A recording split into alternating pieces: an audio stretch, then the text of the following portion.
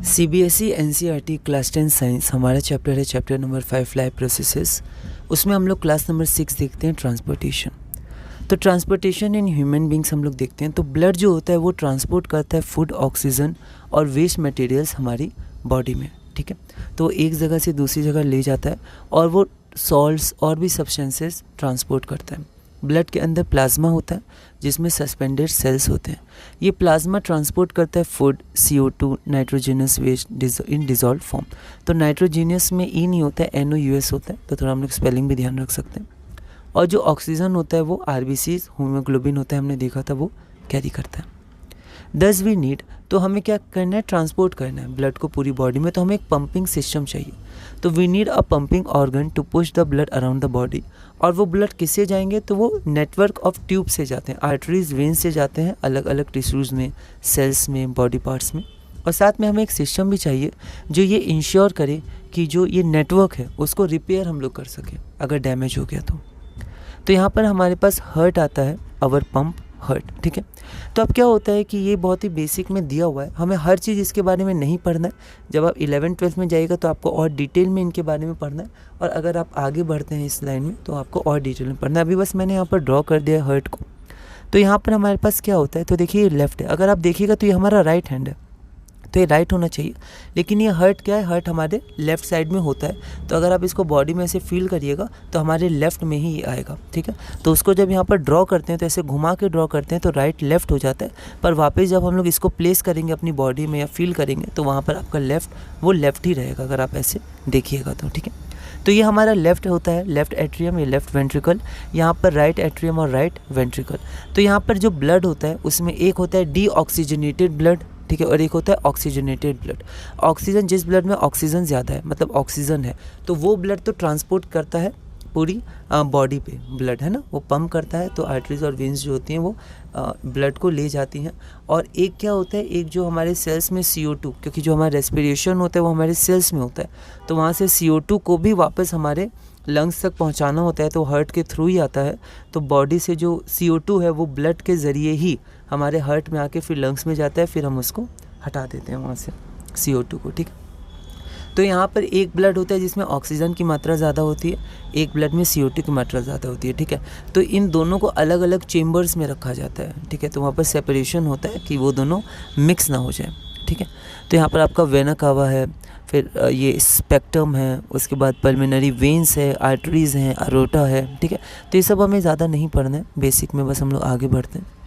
तो यहाँ देखते हैं, because both O2 and CO2 blood transport, तो ब्लड O2 और CO2 दोनों को ट्रांसपोर्ट करता है एक पार्ट से दूसरे पार्ट। तो हार्ट में क्या होता है, डिफरेंट चेम्बर्स हमारे पास होते हैं। तो एक चेम्बर में हमारे पास CO2 रिच ब्लड होता है, एक में O2 मतलब ऑक्सीजन रिच ब्लड होता है। तो CO2 रिच ब्लड का रिमूवल होता है, हमें हटाना पड़ता है उसमें से CO2, और जो O2 रिच ब्लड होता है वो क्या करता है, आपको पूरी बॉडी में ट्रांसफ़र करना पड़ता है O2। ऑक्सीजन इंपॉर्टेंट है रेस्पिरेशन के लिए। यहाँ पर हम लोग देखते हैं, तो जो ऑक्सीजन रिच ब्लड होता है, तो हमने देखा था कि लंग्स में एल्वियोली होते हैं, उनमें extensive network of blood vessels होता है। तो वहाँ से जो ऑक्सीजन होता है ऑक्सीजन को ले लिया जाता है, ठीक है, और ट्रांसपोर्ट किया जाता है। तो यहाँ पर ऑक्सीजन रिच, तो फिर से देखते हैं, ऑक्सीजन रिच ब्लड लंग्स से पहले जाता है लेफ़्ट एट्रियम में, जो थिन वॉल्ड होता है, लेफ़्ट एट्रियम से लेफ़्ट वेंट्रिकल, ठीक है। तो यहाँ पर लेफ़्ट एट्रियम से ऑक्सीजन रिच ब्लड लंग्स से आता है, पहले यहाँ जाता है, फिर यहाँ जाता है लेफ़्ट वेंट्रिकल में, फिर वो क्या होता है, पूरे बॉडी पार्ट्स में पंप कर दिया जाता है। तो यहाँ पर जो ऑक्सीजन रिच ब्लड होता है वो लंग्स से पहले लेफ़्ट एट्रियम में आता है, उसके बाद लेफ़्ट वेंट्रिकल में, फिर बॉडी में ट्रांसपोर्ट होता है। और जो डीऑक्सीजनेटेड ब्लड होता है वो बॉडी से पहले राइट एट्रियम में आता है, फिर राइट वेंट्रिकल में, और फिर लंग्स में, ठीक है।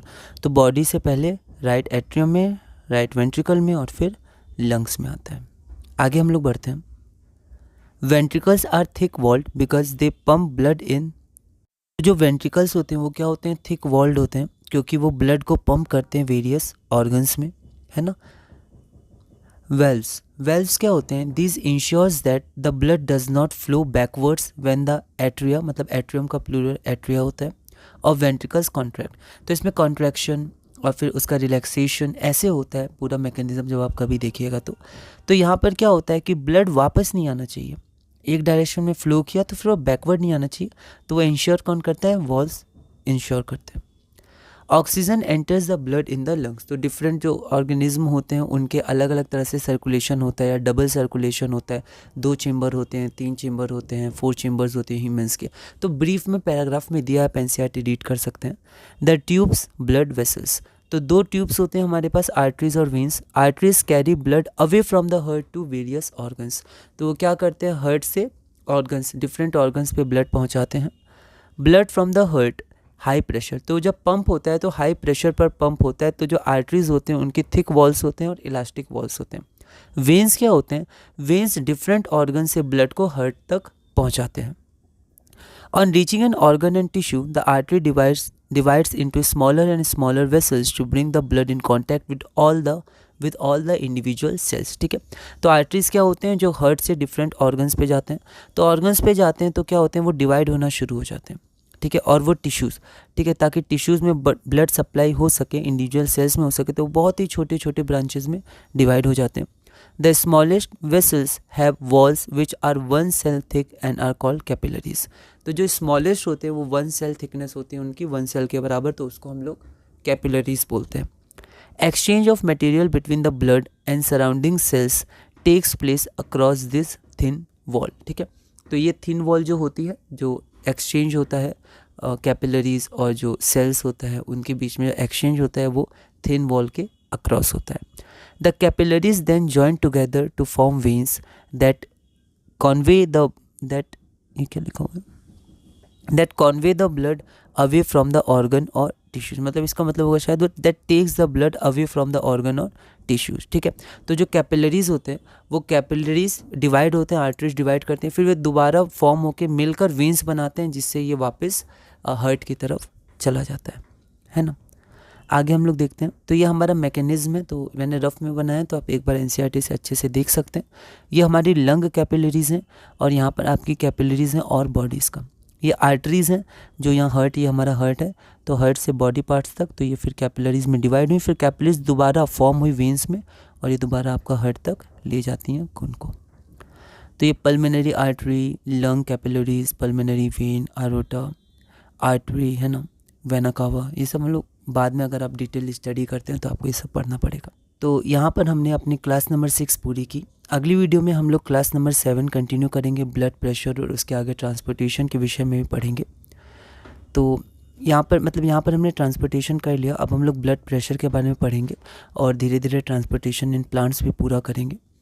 तो इस वीडियो में हमने क्लास नंबर 6 और ट्रांसपोर्टेशन इन ह्यूमन बींग्स पढ़ा। अगली वीडियो में हम लोग क्लास नंबर 7 से कंटिन्यू करेंगे और धीरे धीरे अपने क्लास 10 साइंस में आगे बढ़ेंगे।